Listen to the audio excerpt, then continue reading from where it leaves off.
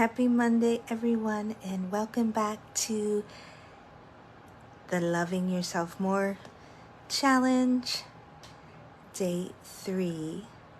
I'm Deb, and I'm your host to this journey of loving yourself more. And today, Day 3, the topic is gratitude. Gratitude and accepting yourself for who you are, exactly as you are, which is a big thing. So I'll tell you more about that. But first, I'd like to read from my book. So here goes the glasses. This one's a little bit long. Appreciate who you are. Scott was 69 when he took up skydiving for the second time in his life.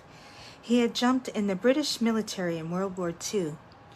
When the opportunity arose to make a demonstration jump into one of the old military bases, he came to California to learn how to skydive. His body was old and stiff, but his heart was full of youth and fun. As he worked his way slowly through the levels, repeating many of the jumps until he got the skills dialed in, each jump took a little more out of his body. Despite his resolve, the training was more than he could handle, and he had to stop short of his goal. As he left, he vowed to begin strength training exercises and return later to complete his training. "I'll be there. It'll just take longer than I thought," he said.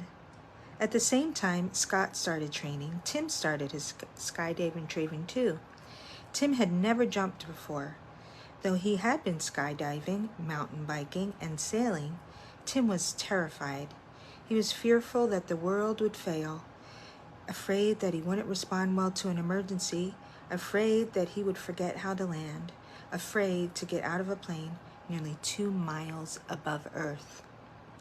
Scott talked to Tim. Scott laughed at him and laughed with him, and Tim kept getting back on the plane and passing his levels. He graduated. "I would have to quit after the first jump," Tim said, "but if Scott can do it, so can I. I'm glad he was here. He gave me the faith to do something I believed was impossible." We are all here to walk our own path, regardless of the fears and desires of those around us. Maybe you're a little like Scott, trying something new, something maybe a little bit beyond you. Great. Maybe you'll succeed. Maybe you'll fail. You can decide what you'll do with the results. Scott could have taken his setbacks bitterly and dragged Tim down with him. Instead, he built Tim up, enabling him to achieve something that he might not have done on his own. Maybe you're like Tim, wanting to grow, but afraid of what you might lose in the trying. Follow your heart, and if you can find a member or a mentor to help you on your way, thank that person for lifting you up. Keep walking the path. Some paths may lead to fame and recognitions. Others might lead to quiet support from the people that are in your life. Being grateful, just think about all the things in our lives that we're grateful for, that we can say really easily, like, I'm grateful for my comfy bed, or I'm grateful for my friends, I'm grateful for the internet because I can be friends with people I've never even met before. But what about being grateful for yourself? What about looking within and being grateful for you?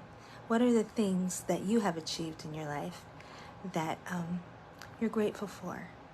Maybe there's a few that you can just say really quickly, like, "Oh, I'm grateful because I'm strong," or "I'm grateful because I'm a kind person." But there might be something that you think is a negative in your life that you should be grateful for. I know for me, I always had my extra sensitivity, I thought was a negative quality of mine. I thought being too sensitive was a weakness. I thought feeling other people's feelings and being an empath as specifically a feeling empath, was not good.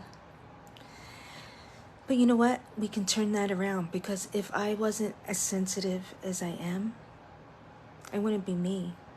And I'm really grateful. Today I can say I'm grateful for how sensitive I am. I'm grateful that when I see someone in need, it makes me want to help them. I'm grateful for that. If I'm so sensitive that I see a puppy or a kitten on the street or a child, I can help them because of my sensitivity. And that is what the homework is. It's in the learning of loving yourself just how you are. The traits that you think are wonderful about yourself, and the traits that you think aren't so great. So my homework for you is write 3 things that you're grateful for you, just easily as they pop off your head. It could be something as easy as, I'm grateful that I have great hair.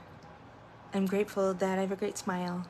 I'm grateful that I have a positive attitude. And then think of one thing that you're really not grateful for, that you think maybe is not a great trait, and turn that around, like I did with my sensitivity. I've been called, oh, she's so sensitive. Oh, she cries too much. And you know what? It used to make me sad, and I used to think it was a bad thing about me and that I needed to change it. But if I changed that about me, it wouldn't make me me anymore. So I'm grateful that I'm extra sensitive, and I'm called a highly sensitive person, and I'm happy that I'm that way today, because it makes me sensitive to other people around me. It makes me sensitive to people in situations that maybe somebody else might not understand. So I loved your video, Tammy, and thank you, Mike, for doing the videos for day 1 and 2. And I would love to see you guys do a video on this subject. And if you don't want to do a video, just do a post.